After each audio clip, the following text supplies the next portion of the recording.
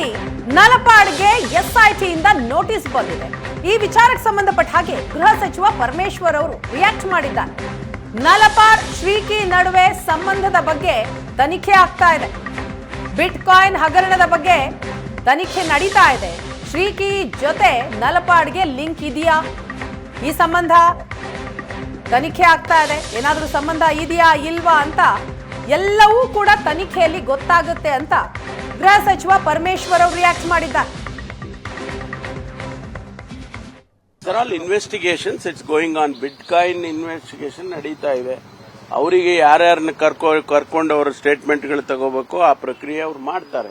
ಅದನ್ನೆಲ್ಲ find out ಮಾಡ್ತಾರೆ. Investigation ಅಂದ್ರೆ ಅದೇ ತಾನೆ. ಅವ್ರಿಗೆ ಇದೆಯಾ ಇಲ್ವಾ, ಹಣಕಾಸಿನ ವ್ಯವಹಾರ ಇದೆಯಾ ಇಲ್ವಾ ಅದೆಲ್ಲ ನೋಡ್ತಾರೆ. ತನಿಖೆ ನಡೀತಾ ಇರುವಾಗ ಒಂದೊಂದು ಸ್ಟೇಜ್ ಅಲ್ಲೂ ಒಬ್ಬೊಬ್ಬರನ್ನ ಕರೆದಾಗೂ ಕೂಡ ನಾವು ಸರ್ಕಾರ ಹೇಳಿಕೆಗಳು ಕೊಡಕ್ಕಾಗೋದಿಲ್ಲ. ಸಂಪೂರ್ಣವಾಗಿ ಅದಾದ ಮೇಲೆ ತಿಳಿಸ್ತೀನಿ. ಬಿಟ್ಕಾಯಿನ್ ಕೇಸ್ನಲ್ಲಿ ನಲಪಾಡ್ಗೆ ಎಸ್ಐಟಿಯಿಂದ ನೋಟಿಸ್ ಬಂದಿದೆ. ಈ ವಿಚಾರಕ್ಕೆ ಸಂಬಂಧಪಟ್ಟ ಹಾಗೆ ಗೃಹ ಸಚಿವ ಪರಮೇಶ್ವರ್ ಅವರು ರಿಯಾಕ್ಟ್ ಮಾಡಿದ್ದಾರೆ. ನಲಪಾಡ್ ಶ್ರೀಕಿ ನಡುವೆ ಸಂಬಂಧದ ಬಗ್ಗೆ ತನಿಖೆ ಆಗ್ತಾ ಇದೆ. ಬಿಟ್ಕಾಯಿನ್ ಹಗರಣದ ಬಗ್ಗೆ ತನಿಖೆ ನಡೀತಾ ಇದೆ. ಶ್ರೀಕಿ ಜೊತೆ ನಲಪಾಡ್ಗೆ ಲಿಂಕ್ ಇದೆಯಾ, ಈ ಸಂಬಂಧ ತನಿಖೆ ಆಗ್ತಾ ಇದೆ. ಏನಾದರೂ ಸಂಬಂಧ ಇದೆಯಾ ಇಲ್ವಾ ಅಂತ ಎಲ್ಲವೂ ಕೂಡ ತನಿಖೆಯಲ್ಲಿ ಗೊತ್ತಾಗುತ್ತೆ ಅಂತ ಗೃಹ ಸಚಿವ ಪರಮೇಶ್ವರ್ ಅವರು ರಿಯಾಕ್ಟ್ ಮಾಡಿದ್ದಾರೆ. There are all investigations. It's going on. Bitcoin investigation ನಡೀತಾ ಇದೆ.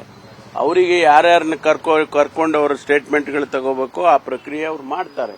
ಅದನ್ನೆಲ್ಲ ಫೈಂಡ್ ಔಟ್ ಮಾಡ್ತಾರೆ. ಇನ್ವೆಸ್ಟಿಗೇಷನ್ ಅಂದ್ರೆ ಅದೇ ತಾನೆ. ಅವ್ರಿಗೆ ಇದೆಯಾ ಇಲ್ವಾ, ಹಣಕಾಸಿನ ವ್ಯವಹಾರ ಇದೆಯಾ ಇಲ್ವಾ ಅದೆಲ್ಲ ನೋಡ್ತಾರೆ. ತನಿಖೆ ನಡೀತಾ ಇರುವಾಗ ಒಂದೊಂದು ಸ್ಟೇಜ್ ಅಲ್ಲೂ ಒಬ್ಬೊಬ್ಬರನ್ನ ಕರೆದಾಗೂ ಕೂಡ ನಾವು ಸರ್ಕಾರ ಹೇಳಿಕೆಗಳು ಕೊಡಕ್ಕಾಗೋದಿಲ್ಲ. ಸಂಪೂರ್ಣವಾಗಿ ಅದಾದ ಮೇಲೆ ತಿಳಿಸ್ತೀನಿ.